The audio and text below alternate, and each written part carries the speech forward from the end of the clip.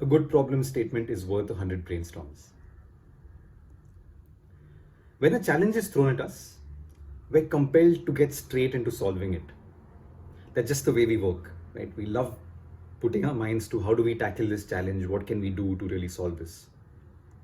We spend nights brainstorming, trying to come up with a large number of ideas and a wide variety of ideas, feeling great about the effort that we're putting into solving this challenge.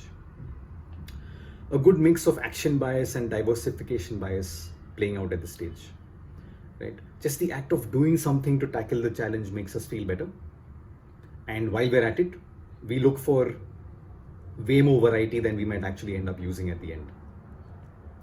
And of course, the irrationality of human nature plays out at this stage, leading us to ideas that are maybe a bit more glamorous than others, generally geared towards motivating people or informing them about something in a more interesting way. And this approach works great when you're working on an ad campaign, but not so well if your end goal is to change human behavior. And come to think of it, most innovations with tenacity are built around changing human behavior.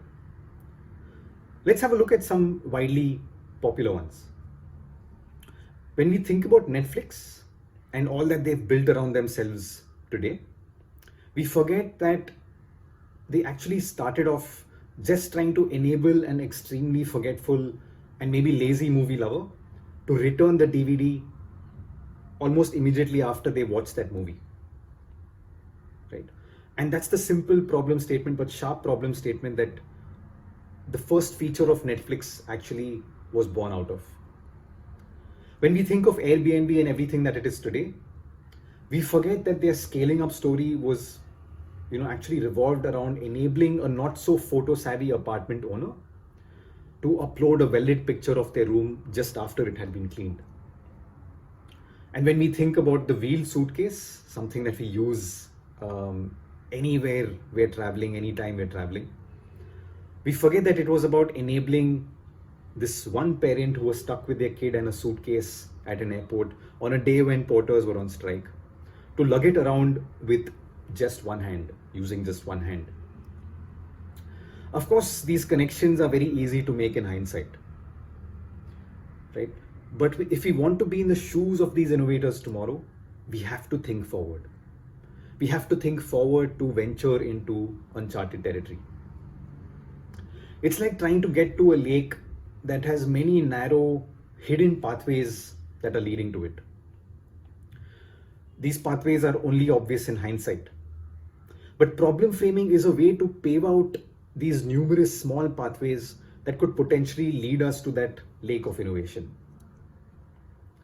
So let's cut to the chase.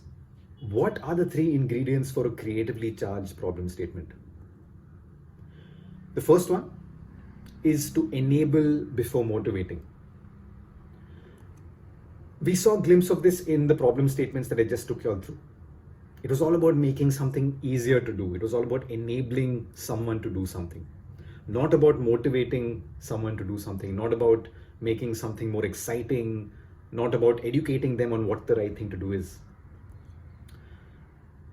Netflix was about enabling this lazy person to do something. Airbnb was about enabling this not so photo savvy apartment owner to do something. And in the case of the wheel suitcase, it was about enabling this parent stuck with their kid in one hand and a suitcase in the other to be able to do something. If you look at the world of behavior design and behavioral science, the likes of Dr. B.J. Fogg, Dr. Robert Sapolsky, Dan Ariely, they've all spoken endlessly on the subject. That motivating might do the trick just once or twice or for a short period of time. But in the long run, motivation drops like gravity and is extremely unreliable. Think of it like trying to roll a ball up a hill, right? Think of that like trying to motivate someone to do something. Sooner or later, gravity is going to catch up and the ball is going to come rolling down the hill into the valley. This is because our brains are designed to do what's easiest for us. That's just the way the brain works. And sooner or later, this inherent laziness takes over our short-lived motivation surge. Ideas and innovations with tenacity are those that enable people to do something. And this is also why those shot in the dark brainstorming sessions that we spoke about earlier on don't always work. Right? Because they're designed to lead you towards the more glamorous ideas that motivate people to do things. Now, motivation is not all bad, but my simple advice is to motivate only after you've made something simple enough to do. So that's ingredient number 1. Ingredient number 2 is to get creative with your extreme user articulation. When we design for the exception is when we'll get exceptional design. And the simple reason for this is that extreme users or exceptions really amplify problems that might be invisible to the average users. Right? It's quite a counterintuitive mental model if you look at it, and this is what most people I've worked with grapple with. They feel that if you're designing for the exception and the extreme user, aren't you eliminating the mass market? But that's not really the case. Because your extreme user has amplified a problem for you, made you see something unique that maybe the average user has missed, you designed for that, that solution actually becomes palatable to a wide set of users. And let me give you a few examples to explain this in more detail. If I design my bathroom to be safe for my 90-year-old grandma and my 5-year-old nephew, chances are that it'll be the safest bathroom for me to use as well, as an average user. I'm allergic to dairy products. If I design food packaging and food packaging labels for me to be able to read the ingredient list very, very carefully, chances are that it will make for great food packaging for anyone with any kind of food allergy or food restrictions, or just anyone who wants to be more aware of what they eat. If I design my building staircase for an emergency situation like a fire, chances are that it'll be a really intuitive staircase to use on an everyday basis as well. And we see this pattern of extreme users in all the problem statements that we've discussed as well. Right? Netflix was about, trying to enable that extremely forgetful, maybe lazy movie lover to do something. Airbnb was about that not so photo savvy apartment owner to do something. And in the case of the wheel suitcase, it was about trying to enable a parent with a child in one hand and a suitcase in the other to be able to do something, to be able to lug around the suitcase. And these innovators were really lucky to be able to empathize with these kind of extreme cases and extreme scenarios while they were on their path to make these innovations. The third ingredient is to chase a really specific behavior or action. Now, broader aspirations sound great, when you're in the boardroom, but they often lead you to more motivational ideas. The sharper you get with the behavior or the action that you're trying to solve for, the more chances that you'll see it kind of form an idea that enables someone to do something. Let's take the example of me trying to be fitter. Let's assume that's my goal for 2022. So, all right, I want to be fitter. Let's break that down a little further. That might mean I want to exercise more regularly. But if we break that down even further is when it starts to get interesting.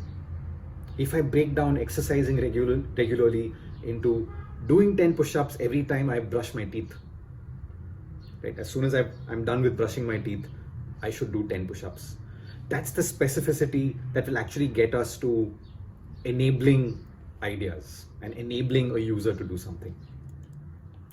And come to think of it, that same pattern repeats itself even in the 3 problem statements that we've looked at. Like Netflix was about enabling this extreme user to return the DVD almost immediately after they had finished watching the movie. Right? That's what led them to that business reply envelope format when you had to return the DVD back to Netflix using a self-addressed envelope. When you look at Airbnb, it was about helping this not so photo savvy apartment owner to click and upload a well-lit picture of their room just after they had cleaned it. right? That's how specific that ask really was. And when we look at the wheel suitcase, it was about lugging it around with just one hand. So there you have it. Those are really the three ingredients that make for a great problem statement. The first one was about enabling before motivating. The second one was about choosing an interesting extreme user to solve for. And the third one was about getting really specific with the behavior or the action that you're trying to tackle. And here's the problem framing tool that my team and I have been using on several problem statements. It just sums up all of the three ingredients that I just spoke about. How might we enable, state your extreme user, to state your specific desired behavior. Now, this is a very, very powerful tool, and as we know, with more power comes more responsibility. My colleagues and I have tried using this tool for good, for designing, in designing for better health, designing better products, better services, for a better society, for a better world. And I urge you to do the same. And I'd like to leave you with this one thought.